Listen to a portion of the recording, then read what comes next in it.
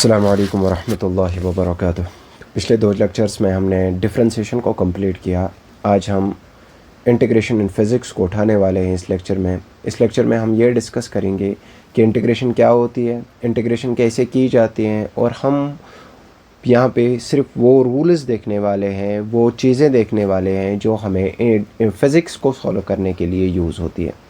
तो आज के इस लेक्चर में हम इंटीग्रेशन को सॉल्व करने वाले हैं।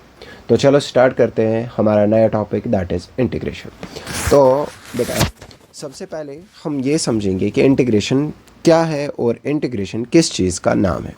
तो हम क्या स्टार्ट करेंगे, हम यहाँ पे स्टार्ट करेंगे दैट इज़ इंटीग्रेशन। तो बेटा आपने ये देखा होगा कि डिफरेंशिएशन में हम छोटी सी छोटी चेंज को निकालने के लिए एक मैथमेटिकल टूल यूज़ करते थे, जिस टूल का नाम था डिफरेंशिएशन।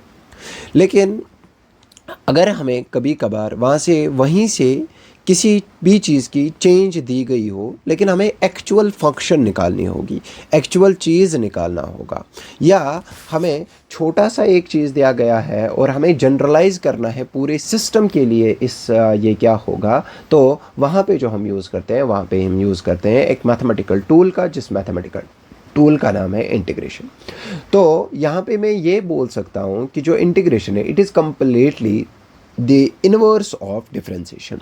तो पहले हम इसी सेंटेंस से स्टार्ट करेंगे कि अगर हम बोलेंगे sir what is an integration, तो हम यहाँ पे बात करेंगे जो इंटीग्रेशन होती है, it is inverse of differentiation. ये जो होता है बेटा, ये इन्वर्स होता है डिफरेंशिएशन का। और अगर हम डिफरेंशिएशन में देखेंगे तो हमें डिफरेंशियल ऑपरेटर को यूज़ करना पड़ता था, d/dx या d/d इंटू वेरिएबल को।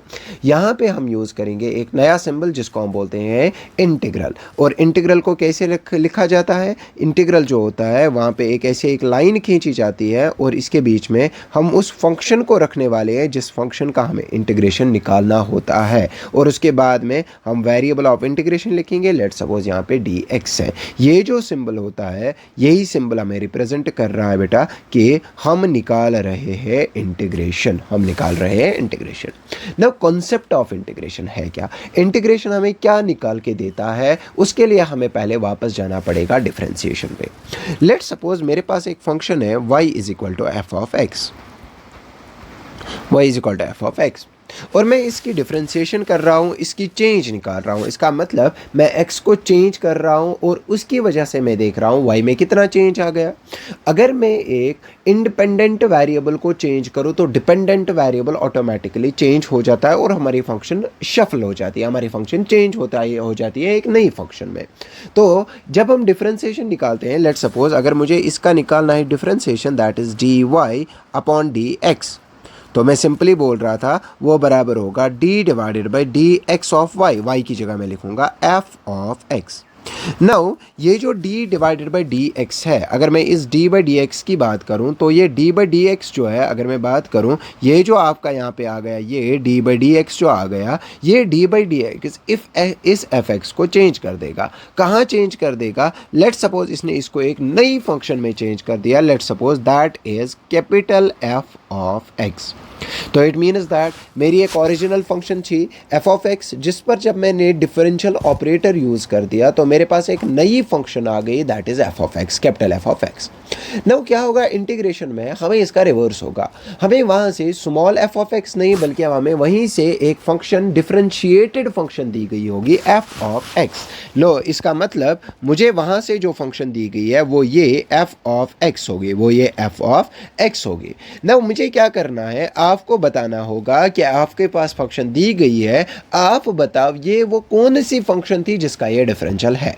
अगर हमें वो ओरिजिनल फंक्शन डेराइवेट करनी है, अगर हमें वो ओरिजिनल फंक्शन निकालनी है, तो हमें डिफरेंशिएशन के रिवर्स में जाना पड़ेगा, हमें एक नया रूल यूज़ करना पड़ेगा, दैट इज़ इंटीग्रेशन।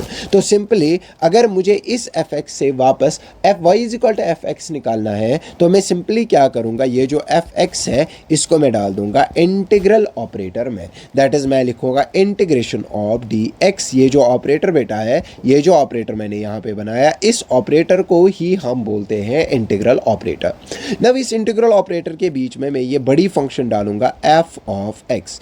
जब मैं इसके अंदर ये एफ ऑफ एक्स बड़ी फंक्शन डालूंगा तो ये मुझे वापस देगा वो फंक्शन जो मैंने पहले, जिसकी मैंने ये डिफरेंशिएशन पहले की थी, that is F of x. तो हम देख रहे हैं कि डिफरेंशिएशन में हम एफ ऑफ एक्स से उठे थे, इस स्मॉल एफ ऑफ एक्स से उठे थे और स्विच किया था towards capital F of x. लेकिन यहाँ पे हम वापस एफ ऑफ एक्स से आते हैं और यहाँ वापस एफ ऑफ एक्स से आते हैं और हम वही फंक्शन निकालते हैं जो हमने पहले निकाली हुई थी। यही है concept of integration, sorry concept of differentiation and concept of integration. बिल्कुल, कॉन्सेप्ट ऑफ इंटीग्रेशन। तो इंटीग्रेशन में is a reverse process of differentiation. Go, इसके अमान होते हैं the process of finding the function whose derivative is given। वो simply ये एक process है, the process। तो मैं simply क्या लिखूंगा, मैं लिखूंगा the process of finding the function, the process of finding the function whose derivative is given, whose derivative is given, उसी प्रोसेस का नाम है इंटीग्रेशन। और वो जो हमें इंटीग्रेशन और वो जो हमें ये निकाल के देता है, वह फंक्शन को वापस निकाल के देता है, उसको हम बोलते हैं इंटीग्रल ऑपरेटर। मीन्स ये जो मैंने ऊपर यहाँ पे लिखा है इसको फिर मैं लिखूंगा इट इज इंटीग्रल। नव ये इंटीग्रेशन जो होती है दो टाइप्स की होती है। अगर मैं यहाँ पे आपको बोलूँ ये इंटीग्रेशन जो होती है, ये this integration is of two types. Integration जो होती है दो टाइप्स की होती है। पहली जो होती है उसको हम बोलते हैं इनडेफिनिट इंटीग्रेशन। पहले हम देखते हैं इनडेफिनिट इंटीग्रेशन, और दूसरी जो होती है, दूसरी हम को होती है उसको हम बोलते हैं डेफिनेट इंटीग्रेशन या डेफिनेट इंटीग्रल। नाउ इनडेफिनेट वो होती है जिसमें हमें रेंज ऑफ इंटीग्रेशन अननोन हो। ये वो होती है जिसमें हमें रेंज ऑफ इंटीग्रेशन, रेंज जो होता है वो रेंज हमें टोटली क्या होता है, अननोन। ये हमें आगे समझ आ जाएगा ये रेंज क्या होता है, लिमिट्स क्या होते हैं, ये हमें आगे समझ आएगा। फिलहाल हम बोलते हैं रेंज अननोन होता है। लेकिन जो डेफिनेट होता है बेटा, इसका रेंज जो होता है वो हमेशा नून होता है। इट मीन्स दैट कि हमें पता होता है कि हम वेरिएबल को कहाँ से कहाँ तक चेंज करते हैं। लेट्स सपोज मैंने x वेरिएबल दिया, मुझे पता है मुझे x को 1 से स्टार्ट करना है, 100 तक एंड करना है, तो उसको बोलते हैं डेफिनेट इंटीग्रेशन। लेकिन मुझे वैल्यू x का पता ही नहीं है, मुझे x में जाना कहाँ से कहाँ तक है वो मुझे पता नहीं है, तो ऐसी चीज़ को हम बोलते हैं इनडेफिनेट इंटीग्रेशन।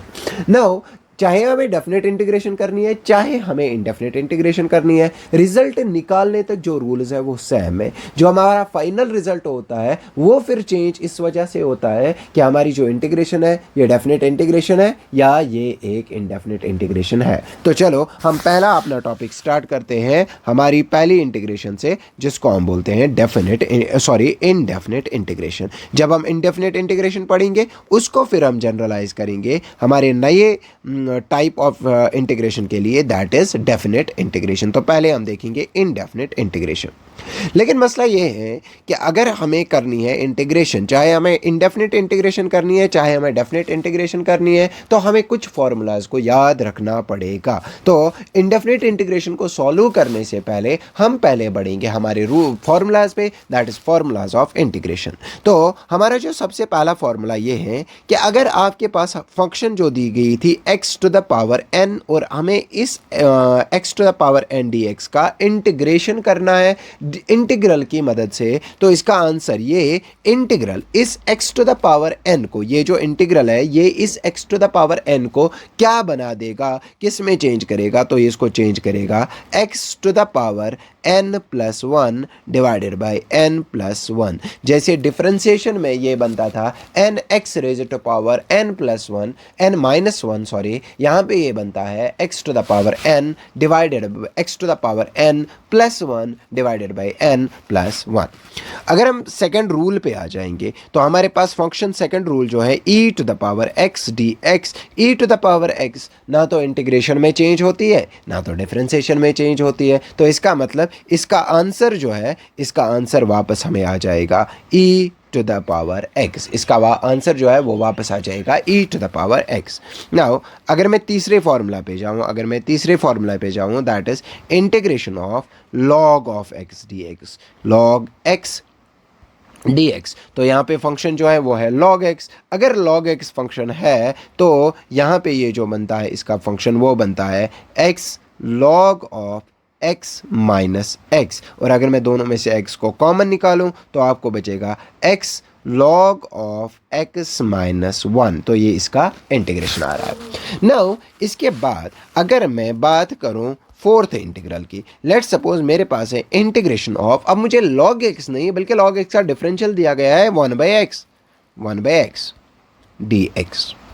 इसको मैं वापस लिख सकता हूँ integration of x to the power minus 1 dx। अब यहाँ पे आप इसको दो तरीकों से सॉल्व कर सकते हो। आप इसको मान सकते हो x to the power n dx, लेकिन आप डायरेक्टली भी इसका आंसर लिख सकते हो। इसका आंसर जो आ जाएगा वो आ जाएगा log ऑफ x। इसका answer directly log of x भी आ सकता है। नाउ उसके बाद फिफ्थ फार्मूला, अगर हमारे पास आया इंटीग्रेशन, क्या आया इंटीग्रेशन, किस चीज़ की integration, trigonometric function, let's suppose integration of cos x आया। अगर आपको याद होगा जब हम डिफरेंशिएशन ऑफ cos x करते थे, differentiation of cos x minus sine होता था, लेकिन यहाँ पे इंटीग्रेशन जब cos x की करते हैं तो वो सिंपली आ जाता है हमारा साइन ऑफ x, वो सिंपली हमारा आ जाता है साइन ऑफ x। लेकिन अगर हम इंटीग्रेशन ही करेंगे साइन x की, डिफरेंशिएशन ऑफ साइन एक्स जो होता था, डिफरेंशिएशन ऑफ साइन एक्स जो होता था वो cos x होता था, लेकिन इंटीग्रेशन ऑफ साइन एक्स जो होती है वो बराबर होती है माइनस cos x, वो बराबर होती है माइनस cos x। सिमिलरली अगर मैं डिफरेंशिएशन करता था tan x की, वो आता था डिफरेंशिएशन अगर मैं करता था tan x की, वो आता था sec x tan x। यहाँ पे उल्टा होगा उसका। अगर मैं इंटीग्रेशन अब करूँ sec x tan x की, अगर मैं इंटीग्रेशन करूँ sec x tan x की, sec x tan x dx, तो वो वापस आ जाएगा sec x, तो वो वापस आ जाएगा sec ऑफ x। और अगर मैं इंटीग्रेशन करूं sec स्क्वायर x की, अगर मैं इंटीग्रेशन करूं sec स्क्वायर x की dx, तो वो हमारा यहाँ पे वापस जो आता है वो हमारा आता है tan ऑफ x, वो हमारा वापस आता है tan ऑफ x। नाउ इसके बाद हम आगे बढ़ते हैं और आगे और कुछ फॉर्मूलाज को देखते हैं। अगर मेरे पास वहीं से दिया गया था, मुझे tan का ही इंटीग्रेशन करना है, लेट्स सपोज मेरे पास है integration of tan of x dx। अगर ये था tan x dx तो याद रखना इसकी इंटीग्रेशन जो होती है वो बराबर होती है minus log of cos x, वो बराबर होती है minus log of cos x। लेकिन अगर मेरे पास इंटीग्रेशन था किस चीज़ का, tan के उल्टा, tan का उल्टा जो होता है वो cot होता है। अगर मेरे पास cot x dx था तो वो बराबर होता है, वो माइनस नहीं बल्कि log होता है, cos चेंज हो जाएगा साइन में, तो इट मीन्स दैट इसका फॉर्मूला जो है वो हमारा बन जाएगा, वेट अ बिट, इसका फॉर्मूला जो है वो बन जाएगा log ऑफ साइन x, वो हो जाएगा log of sine x। Now इसके बाद अगर मेरे पास इंटीग्रेशन आ गया, किस चीज़ का इंटीग्रेशन आ गया, मेरे पास इंटीग्रेशन आ गया cosec स्क्वायर x का, तो वो माइनस cot x के बराबर होता है। अगर मेरे पास होगा cosec स्क्वायर x, अगर मेरे पास क्या होगा cosec स्क्वायर x dx, तो वो बराबर होता है माइनस cot x, वो बराबर होता है माइनस cot x। और अगर मेरे पास इंटीग्रेशन आ गया cosec x cot x का, cosec x cot x, वो बराबर होता है माइनस cosec x। लेकिन यहाँ पे आपको ये याद रखना होगा यहाँ पे हमें जब भी हम लिखेंगे cot x तो हमें dx को साथ लगाना पड़ेगा। dx के बिना वो चीज़ सॉल्व होने वाली नहीं है क्योंकि dx is the variable of integration. इसके अलावा मैं आपको 3 और चीज़ें दूंगा, 3 और इंटीग्रल जो हमें ज़्यादातर यूज़ नहीं होते हैं लेकिन कहीं ना कहीं पे यूज़ होते ही होते हैं। अब हम उन इंटीग्रल्स को देखते हैं। अगर मेरे पास था इंटीग्रेशन और फंक्शन क्या थी मेरे पास, फंक्शन थी 1 divided by under root of x square minus 1, x square minus sorry हाँ मैंने रॉन्ग लिखा, 1 minus x square, not x square minus 1, it is 1 minus x square. Integration of 1 divided by, अगर मेरे पास अब नया एक इंटीग्रल होगा, कौन सा इंटीग्रल होगा, integral 1 minus x square, that is integration of 1 divided by under root of 1 minus x square d x. तो बेटा याद रखना ये जो बनता है ये हमारे पास होता है साइन इनवर्स ऑफ एक्स। ये इंटीग्रल आपको याद रखना है। एक और इंटीग्रल देता हूँ, अगर मेरे पास इंटीग्रेशन था 1 divided by 1 plus x square without root, 1 plus x square d x, कहीं पे भी आपको आया integration of 1 divided by 1 plus x square, तो आप डायरेक्टली उसका आंसर लिखोगे। उसका आंसर जो आता है वो आता है tan इनवर्स x। उसके बाद एक और ऐसा ही इंटीग्रल आपको आ सकता है, that is x into under root of x square minus 1। अगर आपको आ गया integration of 1 divided by x, फिर आ जाएगा under root of x square minus 1, तो बेटा dx, तो बेटा वो याद रखना वो आपका आ जाएगा sec इनवर्स ऑफ x। ये कुछ फॉर्मूलाज ऑफ इंटीग्रेशन है, जो फॉर्मूलाज ऑफ इंटीग्रेशन आपको याद होने ही होने चाहिए। अगर ये आपको याद नहीं होंगे तो हम इंटीग्रेशन को सॉल्व नहीं कर सकते हैं। चलो अब हम देखते हैं, ये थे फॉर्मूलाज ऑफ इंटीग्रेशन।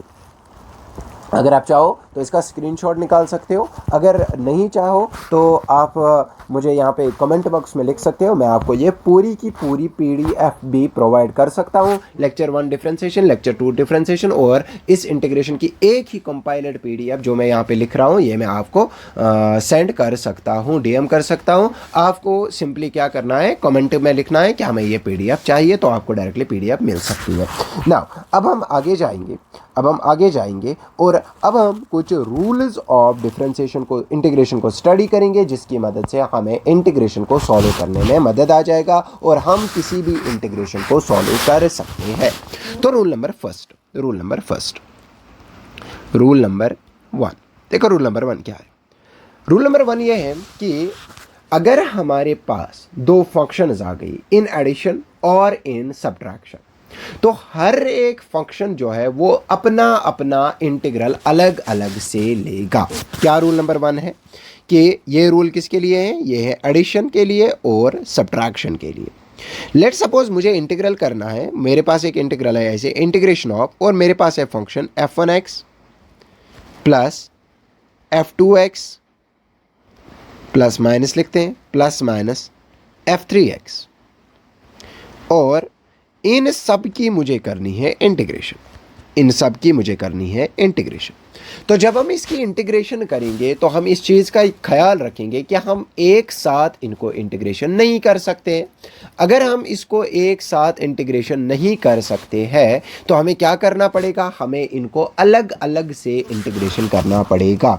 तो इट मीन्स दैट ये हमारा फिर बनेगा integration of f1x dx plus integration of f2x dx plus integration of f3x dx। लेकिन चूंकि मैंने यहाँ पे लिखा ये कभी प्लस भी हो सकता है कभी माइनस भी हो सकता है, तो मैं यहाँ पे बनाता हूँ प्लस माइनस और यहाँ पे भी बनाता हूँ plus minus. This is rule number 1। It means that अगर आपके पास बहुत सारी फंक्शंस होंगी तो हर एक इंडिविजुअल फंक्शन को अलग अलग से अपना इंटीग्रल मिलता है। लेट्स सपोज मैं आपको एक एग्जाम्पल के तौर पर ये एग्जाम्पल से समझाता हूँ। मेरे पास एक फंक्शन है y इज इक्वल टू एक फंक्शन है y इज इक्वल टू, क्या फंक्शन है, एक फंक्शन है e to the power x plus 3x square minus 2, -2। आपको क्या करनी है, आपको सवाल में दिया गया है इसकी इंटीग्रेशन करो, integrate with respect to x। आपको दिया गया है इसकी इंटीग्रेशन करनी है, आपको दिया गया है इसको, आपको क्या लिखा गया है, ये फंक्शन है, इसकी इंटीग्रेशन करो, integration with respect to x।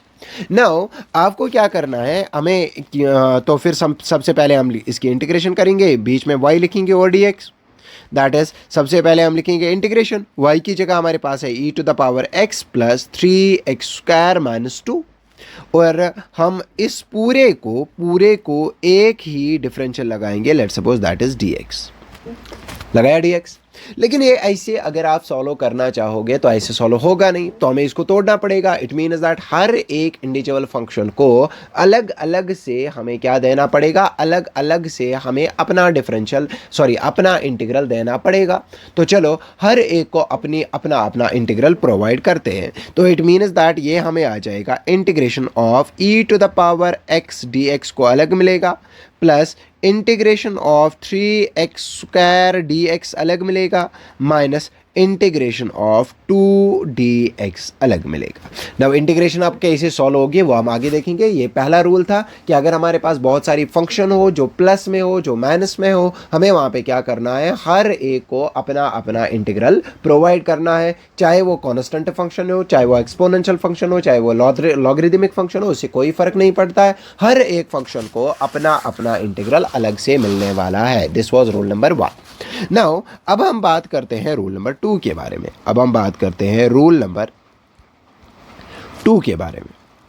What is rule number 2? अब इस पे थोड़ा सा ध्यान देना। रूल नंबर 2 हमें क्या बोलता है?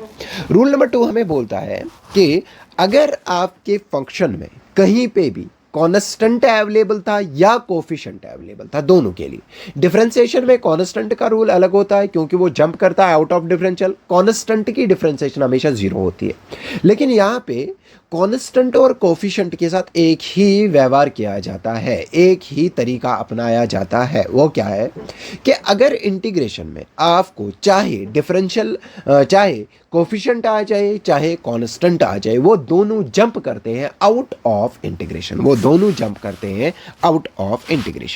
तो इसका मतलब कोफिशिएंट हो और कांस्टेंट हो, कोफिशिएंट हो या कांस्टेंट हो, both jumps out of integral. यहां पे बेटा ये दोनों जो है आउट ऑफ इंटीग्रल जंप करते हैं। सर इसका मतलब क्या है? अब ध्यान से देखो इसका मतलब क्या है। लेट्स सपोज मेरे पास एक इंटीग्रेशन है, एग्जाम्पल के तौर पे बताता हूं। मेरे पास एक इंटीग्रेशन है, for example integration of ax dx, where a जो है a belongs to I, means a belongs to integers. a जो है ये इंटीजर है ना, हमें पता है इंटीजर जो है वो वेरिएबल हो नहीं सकता है, तो इसका मतलब ये इसका वैल्यू जो होगा वो कांस्टेंट होगा।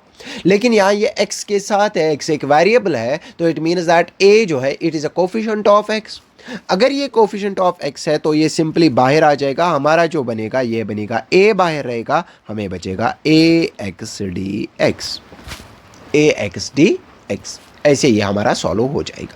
लेकिन यहाँ पे बच्चों में कंफ्यूजन होता है। कंफ्यूजन कोफिशिएंट में नहीं, कांस्टेंट में होता है। कैसे? लेट्स सपोज मेरे पास एक और फंक्शन है, इंटीग्रेशन ऑफ 2dx। अब ये 2 जो है इसके पास कोई वेरिएबल है ही नहीं, क्योंकि dx जो है वो वेरिएबल है इंटीग्रेशन का। 2 के साथ फंक्शन के पास कोई वेरिएबल ही नहीं है, और सर 2 एक कांस्टेंट है और आप बोल रहे हो 2 वापस आ जाएगा, तो ऑब्वियस बात है 2 बाहर बचेगा, यहाँ पे बचेगा इंटीग्रेशन ऑफ dx। एक ऐसा इंटीग्रल जो सिर्फ एक इंटीग्रल ऑपरेटर है और उसमें कोई फंक्शन ही नहीं है। मतलब यहाँ पे बच्चों को ध्यान देना है, ये ध्यान देना है कि अगर आपके पास कहीं पे भी ऐसे कोई इंटीग्रल आ गया, इंटीग्रेशन था और वेरिएबल ऑफ इंटीग्रेशन था, लेकिन इस वेरिएबल और इंटीग्रल के बीच में कोई भी फंक्शन गिवन नहीं थी, तो आप सिंपली बोलोगे सर इसकी इंटीग्रेशन हमेशा वेरिएबल ऑफ इंटीग्रेशन ही होती है, तो इसका मतलब इसका वैल्यू x होगा। तो इसका वैल्यू x होगा। तो मैं सिंपली इसका बोल सकता हूँ सर 2 तो बाहर रहेगा, what is the integration of dx, that is x। तो इसका आंसर जो हो जाएगा 2x हो जाएगा। लेकिन यहाँ पे ये चीज़ याद आपको रखना है कि कॉन्स्टेंट हो या कोफिशिएंट हो, दोनों इंटीग्रेशन से बाहर आ जाते हैं, ये आपको याद रखना होगा। अगर ये दो रूल फिलहाल आपको याद हो गए तो हम इस पे क्वेश्चन करके तीसरे रूल पे जाते हैं। लेट सपोज मेरे पास अब दोनों रूल्स को मिला के मैं एक एग्जांपल यहाँ पे करने वाला हूँ जिसको हम साथ मिलकर करेंगे। लेट सपोज मेरे पास एक फंक्शन है y इज इक्वल टू क्या फंक्शन है 5x square plus e to the power x minus cos x. और आपको सवाल में बताया गया है इसको इंटीग्रेट करो, इसको क्या करना है, इंटीग्रेट करना है विद रेस्पेक्ट टू एक्स, इसको इंटीग्रेट करना है विद रेस्पेक्ट टू एक्स। तो आप कैसे इसको इंटीग्रेट करोगे, ध्यान से देखिए। तो सबसे पहले मैं इसका इंटीग्रेशन जब करूंगा मैं निकालूंगा इंटीग्रेशन ऑफ y dx। वो कैसे मैं करूंगा, मैं पहले लिखूंगा integration of 5x square plus e to the power x minus cos of x। ये हमारी फंक्शन यहाँ पे आ गई। अब हम लिखेंगे वेरिएबल ऑफ इंटीग्रेशन करना किसके रेस्पेक्ट में है, दैट इज dx। नाउ हमें पहला रूल बोलता है कि एडिशन अलग जाएगा, सब्ट्रैक्शन अलग जाएगा, हर एक अपना इंटीग्रल लेगा। तो इट मीन्स दैट हम यहाँ पे सबको अपना अपना इंटीग्रल देंगे, that is integration of 5x square dx plus integration of e to the power x dx minus integration of cos x dx। हर एक को अपना अपना इंटीग्रल मिलने वाला है ना। उसके बाद क्या, उसके बाद हम अलग अलग से इंटीग्रेशन करेंगे। देखो इसमें फायो जो है, फायो एक कोफिशिएंट है, फायो एक कोफिशिएंट है। अगर बेटा ये कोफिशिएंट है तो जंप करेगा आउट ऑफ डिफरेंशिएशन, फायो बाहर निकलेगा। तो बचा क्या, बचा हमारे पास इंटीग्रेशन, और फायो बाहर निकला तो अंदर बचेगा हमारे पास एक्स स्क्वायर dx प्लस, अब इसमें ना तो कोई कोफिशिएंट है ना तो कोई कांस्टेंट है, तो इसको 2 मिनट के लिए ऐसे ही लिखते हैं, that is integration of e to the power x dx minus ये भी ऐसे ही है, तो इसको मैं लिखूंगा integration of cos of x dx। चलो एक और चीज़ मैं इसमें ऐड करता हूँ, मैं यहाँ पे एक कांस्टेंट फंक्शन भी ऐड करता हूँ, इसमें मैं लिखता हूँ +2 और इसका dx करते हैं। तो यहाँ पे प्लस इंटीग्रेशन ऑफ 2 का भी अलग से dx हो जाएगा। और यहाँ पे आप देखोगे मैंने ये क्यों किया, क्योंकि इसमें कांस्टेंट फंक्शन है, कांस्टेंट फंक्शन भी बाहर आ जाएगा, 2 बाहर आ जाएगा, अंदर बचेगा इंटीग्रेशन ऑफ dx, अंदर बचेगा इंटीग्रेशन ऑफ dx। नाउ अब आपको इसको सॉल्व करना पड़ेगा। अब देखो 5 बाहर रहेगा। नाउ ये जो है x to the power 2, it means that it is x to the power n। अगर ये x to the power n के साथ रिजम्बल कर रहा है, ये जो फंक्शन यहाँ पे है x टू द पावर 2, ये जो फंक्शन है ये रिजम्बल कर रही है x to the power n के साथ। अगर ये रिजम्बल कर रही है x to the power n के साथ तो इसका आंसर आ जाएगा x to the power n plus 1, that is 2 plus 1 divided by 2 plus 1, that is x to the power n plus 1 divided by 2 plus 1। लेकिन अब हमने इसकी इंटीग्रेशन की है तो इंटीग्रेशन ये जो s वाली लाइन और dx जो है दोनों एलिमिनेट हो जाएंगे। इनने अब फंक्शन को चेंज किया है तो इनका काम हो गया। Now plus e to the power x की इंटीग्रेशन होती है e to the power x minus cos x जो होता है इसकी जो इंटीग्रेशन होती है वो sin x होती है, तो यहाँ पे आ जाएगा sin ऑफ x प्लस 2 तो बाहर है, इंटीग्रेशन ऑफ dx जो है वो है x। तो हमारा फाइनल आंसर जो आ जाएगा वो आ जाएगा 5 divided by 2 plus 1 that is 3, x raise to power 2 plus 1 that is 3 plus e to the power x minus sine of x plus 2x। ये आपका आ गया इंटीग्रेशन ऑफ y dx। ये जो बेटा हमारा निकला, ऐसे करते हैं हम फाइनल इंटीग्रेशन।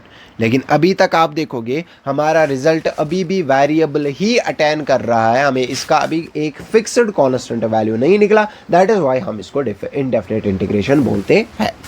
नाउ अब हम आगे जाएंगे रूल नंबर 3। अब हम जाएंगे रूल नंबर 3। रूल नंबर 3 क्या बोलता है, rule number 3 rule number third बोलता है जैसे हमारी फंक्शन में कभी कभी क्या होता है, जहाँ पे वेरिएबल होना चाहिए था वहाँ पे चेंज आती है, जैसे हम डिफरेंशिएशन में करते थे।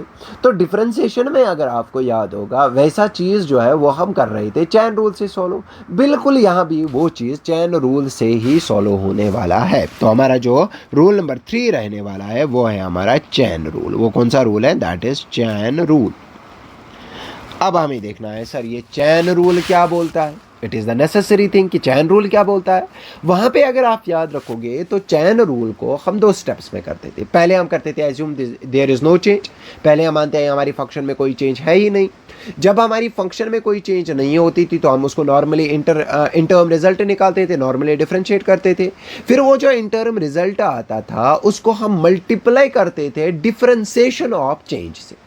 यहाँ पे क्या करेंगे? यहाँ पे भी पहला चीज वही हम करेंगे, that assume there is no change. यहाँ पे भी सेट 1 या स्टेप 1 जो हम करेंगे वो स्टेप 1 वही हम करेंगे, that is assume there is no change. पहला चीज यहाँ पे भी वही सेम होगा, दैट इज एज्यूम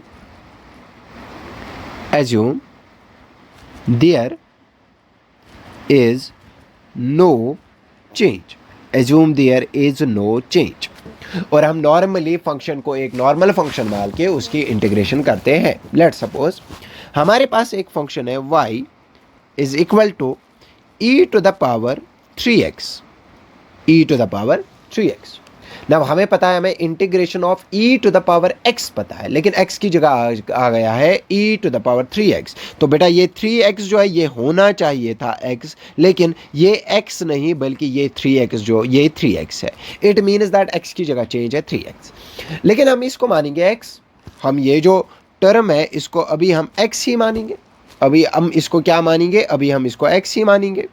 अगर हम इसको अभी x ही मानेंगे, अगर हम इस चीज़ को अभी x ही मानेंगे, इसको हम अभी x ही मानेंगे तो हम नॉर्मली इंटीग्रेट करेंगे। तो सर कैसे इंटीग्रेट करेंगे? हम करेंगे इंटीग्रेशन ऑफ y dx, जो क्या आ जाएगा integration of e raise to power 3x dx। और जब मैं e to the power x 3x की इंटीग्रेशन करूं वो e raise to power x ही है, means e to raise to power 3x। Now बेटा ये जो रिजल्ट आपका आया ये फाइनल रिजल्ट नहीं है।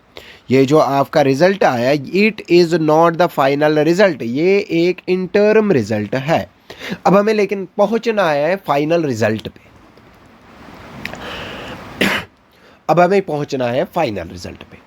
फाइनल रिजल्ट निकाले कैसे? तो यहाँ पे हमें रेस्क्यू में जो आ जाएगा वो आ जाएगा स्टेप नंबर 2। यहाँ पे जो हमारा अब आ जाएगा वो आ जाएगा स्टेप नंबर 2। ना व्हाट इज स्टेप नंबर 2? वहाँ पे हम डिफरेंशिएशन को मल्टीपल करते थे। यहाँ पे इंटीग्रेशन में ये याद रखना, इंटीग्रेशन में हमें मल्टीपल के बजाय करना है डिवाइड। मल्टीपल के बजाय करना है डिवाइड। डिवाइड करना है, divide the interim result.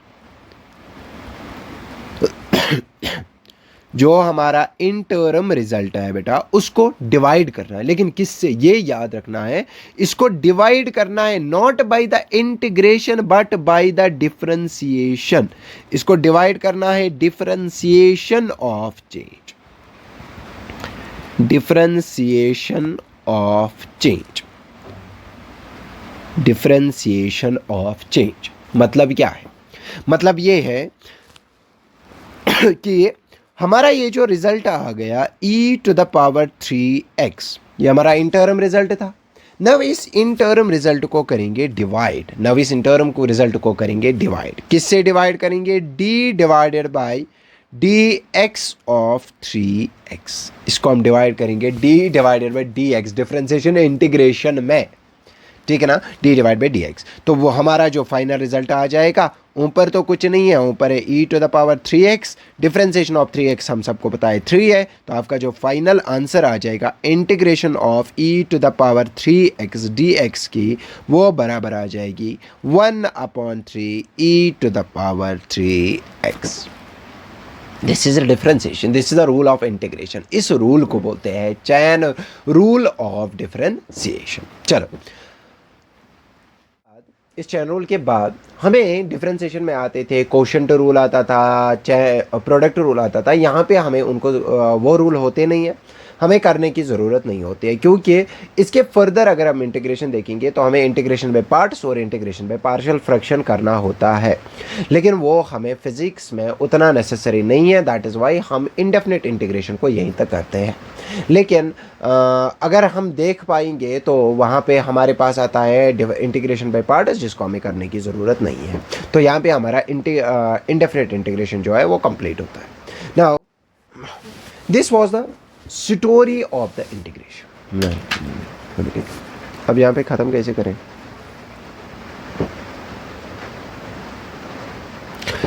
Now ये था हमारा चैन रूल, ये था हमारा चैन रूल। अब हम बात करते हैं, अब हम कुछ क्वेश्चंस, पहले एक क्वेश्चन इस पे करते हैं जो सारे रूल्स को कंबाइन करेगा। उसके बाद हम नई एक इंटीग्रेशन पे जाएंगे, दैट इज डेफिनेट इंटीग्रेशन।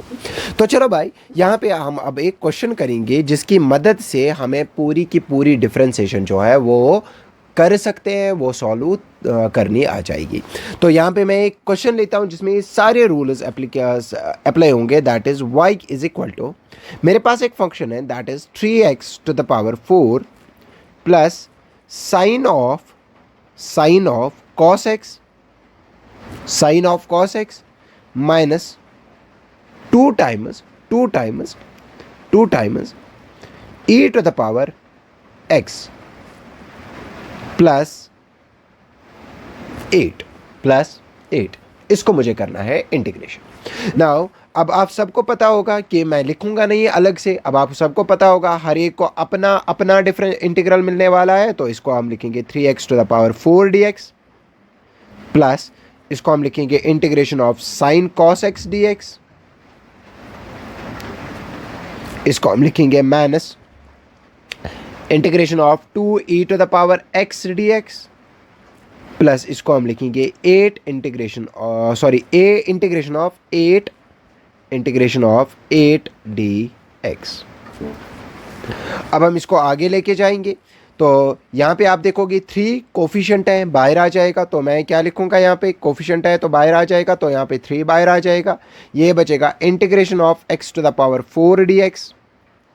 यहाँ पे चैन रूल है, 2 मिनट के लिए ऐसे ही रखते हैं, तो ये आ जाएगा हमारे पास साइन cos x, क्योंकि पहले स्टेप में मैं सिर्फ कॉन्स्टेंट्स और कोफिशिएंट्स को आउट कर दूंगा।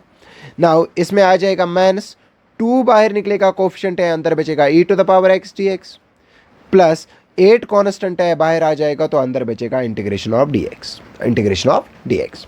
नाउ थोड़ा सा और अगर हम आगे बढ़े तो हम यहाँ पे देखेंगे कि ये अब सॉल्व हो जाएगा 3 integration of x to the power 4, यह है x to the power n, तो इसका मतलब ये आ जाएगा x to the power n plus 1 that is 4 plus 1 whole divide by n plus 1 that is 4 plus 1 plus ये अब ये हमारा चैन रूल बनेगा। सबसे पहले हमारा होना चाहिए था cos x, लेकिन हमारा होना चाहिए था sin x, लेकिन x की जगह cos x से चेंज है।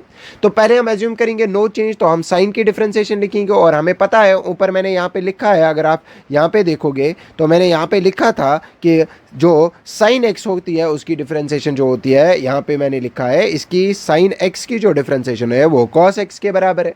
अगर वो cos x के बराबर है तो मैं यहाँ पे लिखूंगा sin x की डिफरेंशिएशन जो है वो है माइनस cos x, तो मैं यहाँ पे लिखूंगा ये है माइनस, साइन की जगह लिखूंगा cos और x की जगह मेरे पास है cos ऑफ x। लेकिन इसमें चेंज है तो मैं डिवाइड करूंगा उस चेंज की डिफरेंशिएशन से, that is d divided by dx of cos x minus ये 2 ऐसे ही रहेगा, integration of e to the power x into the e to the power x ही होती है, प्लस 8 बाहर है, इंटीग्रेशन ऑफ dx जो होती है वेरिएबल ऑफ इंटीग्रेशन होती है, दैट इज 8x। नाउ अब फर्दर आगे बढ़ेंगे, इसको अब सॉल्व करेंगे तो यह बनेगा 3 divide by 4 plus 1 that is 5, x to the power 4 plus 1 that is 5 plus ये प्लस माइनस हमारा माइनस हो गया, ये हमारा बचेगा cos of cos x divided by cos x का जो डिफरेंशिएशन होता है वो माइनस साइन होता है, तो ये माइनस उस माइनस के साथ प्लस हो जाएगा, तो यहाँ पे आ जाएगा साइन ऑफ x और उसके बाद ये आ जाएगा -2 e to the power x plus 8 x, ये आपका फाइनल आंसर हो गया integration of y d x. ये आपका जो है ये आपका फाइनल आंसर हो गया किस चीज़ का, इंटीग्रेशन का। होप कि आपको इंटीग्रेशन का ये रूल्स यहाँ तक समझ आए होंगे। नाउ इसमें कोई प्रोडक्ट रूल और चैन रूल नहीं होता है, इसमें हायर ऑर्डर इंटीग्रेशन होती है जैसे पार्शियल फ्रैक्शन और इंटीग्रेशन बाय पार्ट्स, वो हमें फिजिक्स में नहीं चाहिए। तो यहाँ पे हमारी कंप्लीट होती है इन